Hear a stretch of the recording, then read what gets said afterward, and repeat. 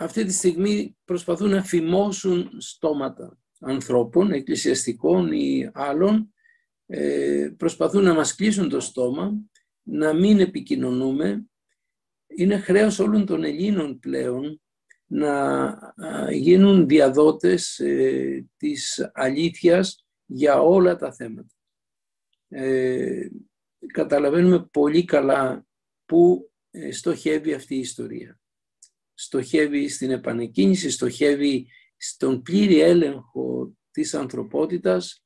Στην Ελλάδα μάλιστα η κυβέρνηση αυτή είναι πολύ πιο προχωρημένη και πιστή οπαδός της επανεκκίνησης. Εφαρμόζει με υπέρμετρο ζήλο μέτρα ιατρικά τα οποία σε άλλες χώρες δεν εφαρμόζονται με τέτοιο ακραίο τρόπο. Απειλούν τους γονείς. Μαθαίνουμε ότι ακόμη και πηγαίνουν πλέον στον εισαγγελέα και αυτόφορο γονείς οι οποίοι λένε στα παιδιά τους να μην φοράνε μάσκες στα σχολεία. Απειλούν τον κόσμο ότι πρέπει να εμβολιαστεί διότι αλλιώς δεν θα μπορεί να δουλέψει, δεν θα μπορεί να μετακινηθεί. Πλέον μας λένε ανοιχτά ότι πρέπει να είναι υποχρεωτικός ο εμβολιασμός ακόμη και στα παιδιά. Καταλαβαίνουμε ότι αυτή τη στιγμή στην Ελλάδα ζούμε μια κρίση η οποία μάλιστα διχάζει τον κόσμο σε οπαδούς του εμβολιασμού και σε αρνητές του εμβολιασμού. Εμείς δεν είμαστε αρνητές. Κάθε τι που είναι σωστό, ωφέλιμο, είμαστε υπέρ. Κάθε τι που είναι σύμφωνο με το Σύνταγμα, σύμφωνο με την ιατρική επιστήμη, είμαστε υπέρ.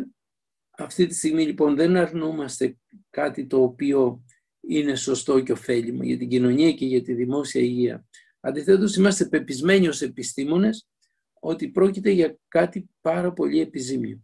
Έτσι, είναι κάτι πολύ επιζήμιο.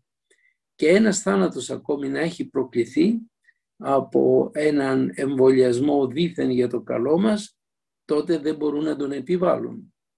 Δεν μπορούν να βάζουν τον κόσμο μπροστά στο δίλημμα ή εμβολιάσου ή χάνεις τη δουλειά σου. Που σημαίνει δίλημμα. Δέξουν ότι μπορεί να πεθάνεις από το εμβόλιο. Δέξου ότι μπορεί να πεθάνεις από το εμβόλιο, μπορεί και να ζήσεις, παίξε δηλαδή ρώσικη ρουλέτα και έτσι θα έχεις τη δουλειά σου. Αυτό δεν είναι δημοκρατία, αυτό δεν είναι κυβέρνηση δημοκρατική. Αυτό είναι πλέον ζούγκλα, είναι μαφία, είναι νόμος μαφίας, είναι συμπεριφορά μαφίας. Δεν μπορούμε να πούμε ότι είναι συμπεριφορά δημοκρατικής κυβέρνησης και δημοκρατικών πολιτικών. Πολιτικών που σέβονται τη δημοκρατία, σέβονται το λαό. Εδώ πια έχουμε μια συμμορία, έχουμε μια ομάδα εγκληματική η οποία για ποιους λόγους τους διαισθανόμαστε, τους ξέρουμε, έχουν υπογράψει κάποια συμβόλαια με τα αφεντικά τους, θέλουν να εμβολιάσουν όλους τους Έλληνες και όλα τα παιδιά. Με τον Δημήτρη Αντωνίου θα μιλήσουμε απόψε, θα συνεχίσουμε την ενημέρωση. Δεν είναι ιατρική παραπληροφόρηση αυτό που κάνουμε, είναι αντιθέτως η πλέον αμερόληπτος και αντικειμενική ιατρική ενημέρωση από επιστήμονες οι οποίοι μελετούν και γνωρίζουν την πραγματικότητα.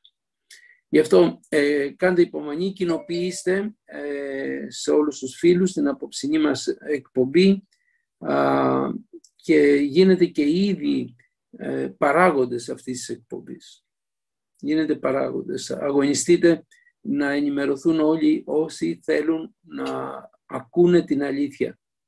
Δεν θα επιβάλλουμε σε κανέναν που δεν θέλει, αλλά υπηρετούμε αυτούς οι οποίοι θέλουν να μαθαίνουν την αλήθεια. Είμαστε υποχρεωμένοι ως επιστήμονες να ενημερώνουμε το λαό μας.